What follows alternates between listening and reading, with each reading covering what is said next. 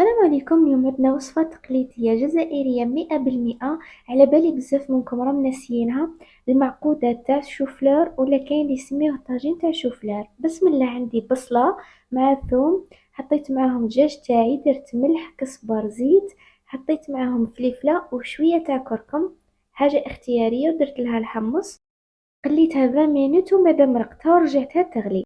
لهنا عندي ربع بيضات، وحسب الكمية اللي درتوها ديروا البيض تاعكم. انا درت كمية قليلة، حطيت لها 3 ملاعق تاع فرينة وخلطتها كيما هكا، زدت لها الملح والمعدنوس، ورمت فيها الشوفلير تاعي اللي كنت غليته ديجا حتى طاب. ما تخليوش حتى يتفتت كامل.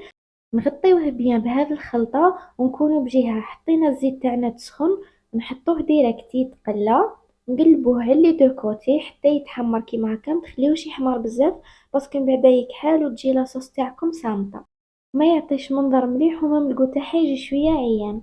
كي طابت لاصوص تاعي نحيت الدجاج والفلفله اللي كنت حطيتها، حطيت شوفلور بعد ما قليته كامل وخليتها حتى قادت كيما هكا وتختار. ما تخليوهاش مايها، تحتاج على الأقل 20 دقيقة وهي تغلي فوق النار. هذه هي الوصفة تاعنا تاع اليوم، هكا راهي واجدة. القارص والمعدنوس حاجة إيسانسيال، سورتو المعدنوس في لي صوص بلونش هو أساس تاع البنة. إن شاء الله تسيوها، تفكر شوية مع الزمان بصحتكم، وسلام.